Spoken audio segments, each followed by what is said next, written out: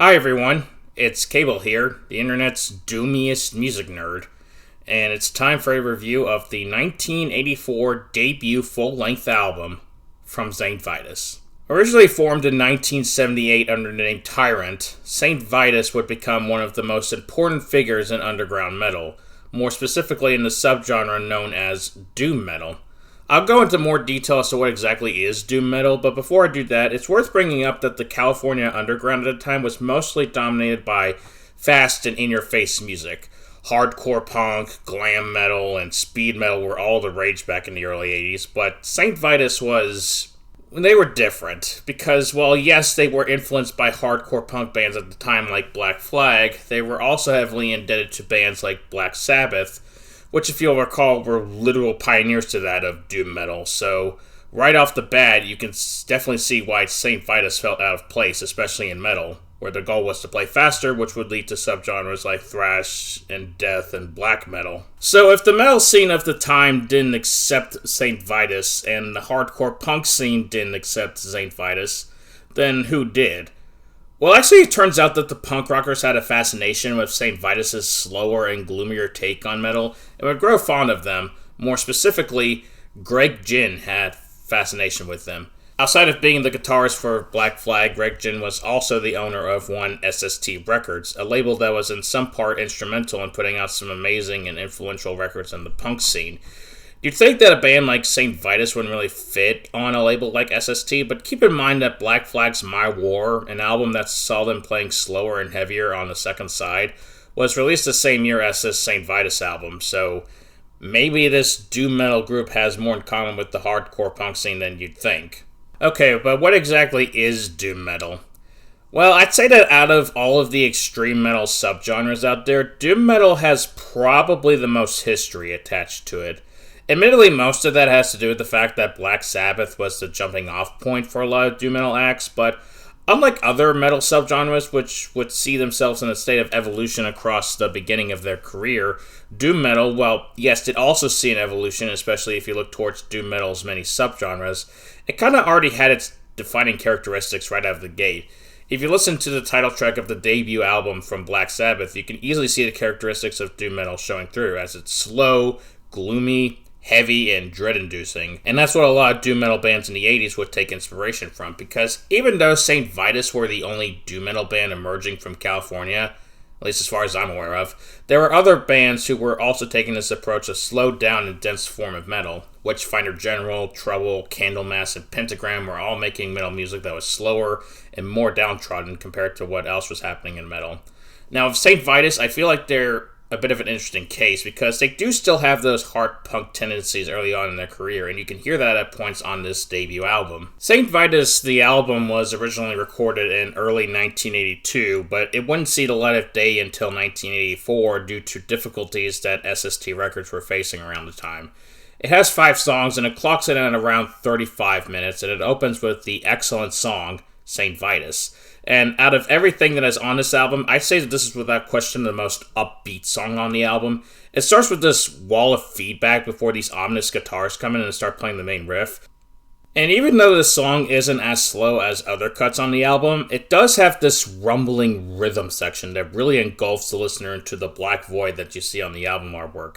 The guitar tone on this album is maybe not the heaviest thing out there, but I still feel a sense of weight in the performances. And Dave Chandler's solo on this song is absolute fire. Oh yeah, I completely forgot to talk about who these guys even are. St. Vitus has received a few lineup changes over their years of existing, but for this first album, it consists of guitarist Dave Chandler, who is the only consistent member of the bunch and does the majority of the songwriting, Mark Adams on bass, Armando Acosta on drums, and Scott Ragers on vocals.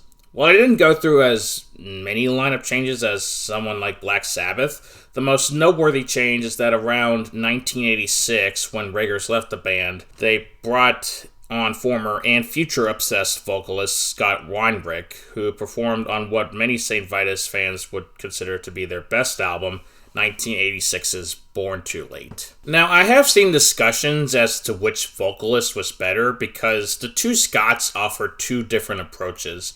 Rager's vocals are a lot more straightforward, while Weinrich, or Wino, as he's referred to sometimes, has more power in his vocal delivery, giving off that operatic feel that a lot of other doom metal bands had. Personally, the way I see it is that both vocalists are great in their own way, and maybe this is just me having spun this album more than Born Too Late, but I think I might prefer Rager's vocals overall for the most part. There is one song on this album where I don't think his more straightforward approach fits, which we'll get to in a bit, but on the whole, I enjoy Rager's performances on this album. It definitely gives off the sense that these guys are just a bunch of dudes jamming out in their garage, which I know defeats the purpose of metal music being theatrical and all that, but I don't know, I just think it's neat. But going back to St. Vitus the song on St. Vitus the album, made by St. Vitus the band, shoutouts to its Bounda for that joke, I think this song kicks a lot of ass. Lyrically, it dives into the assassination and I guess hauntings of the titular St. Vitus, who has some wise things to say that the king thought was a load of horseshit. I love the chants of St. Vitus throughout the song, and overall there's just a lot of energy on this track, and I just think it's awesome. This is followed up by the relatively slower paced White Magic, Black Magic, which lyrically is a pretty odd song. The narrator talks about how he believes all of these good deeds and morals, and also like fantasy stuff like wizards and fairy tales. It's rather outlandish, but also kind of positive sounding. You wouldn't really get that on the first listen without reading the lyrics, as the song still has that rumbling rhythm section, as do all the songs on this album for that matter. And in the outro of this song, everything slows down to a crawl. I do still really love the song, and it definitely hints at things to come later on in the album and St. Vitus' overall career. Zombie Hunter is the next song on the album, and the song that closes out side A. As far as pacing is concerned, this one is a bit slower than the previous song. In fact, I think that as the album progresses, the songs start to get slower and doomier. This is aided by the fact that, except for the final track, each following song gets progressively longer, with the title track being a bit under 5 minutes, White Magic, Black Magic being around 5.5 minutes, and Zombie Hunter being around 7.5 minutes. Lyrically, it dives into the mind of a brainless zombie as it eats an innocent human being that it stumbles across. Personally, I think this song is a bit too campy for my liking, I guess.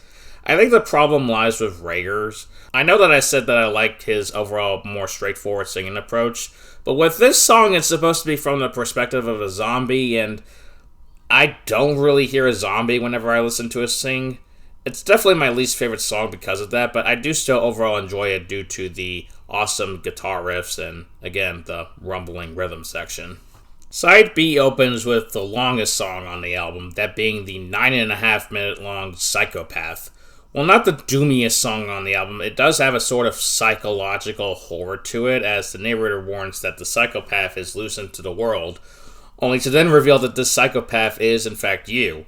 You being our Stevie Moore, of course. I don't really have a whole lot more to say about this song, because even though it is the longest song on the album, I just feel like everything that I've said about past songs, instrumentally at least, do apply here as well.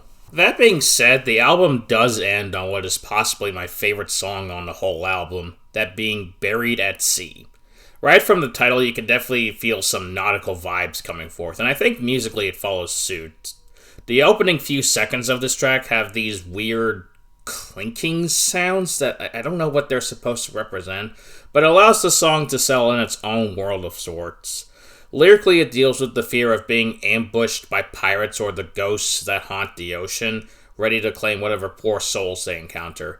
Even though this is what I would call the slowest song on the album, there is an instrumental break where the musicians just let loose and pick up the tempo and intensity.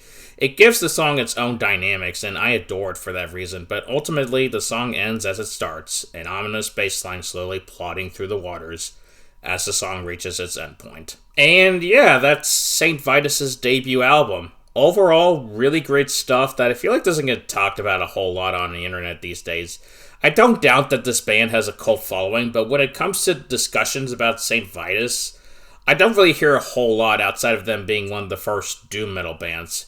I guess I could contribute that to the fact that out of all the extreme metal subgenres, doom metal isn't as widely discussed as something like death metal or black metal. Maybe I'm wrong, maybe doom metal is just as widely talked about as death or black metal, and I'm just looking in the wrong places.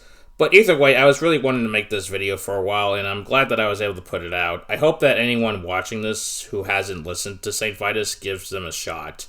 I wouldn't call them the most extreme metal band out there, but they do kick some serious ass, and I would definitely recommend them.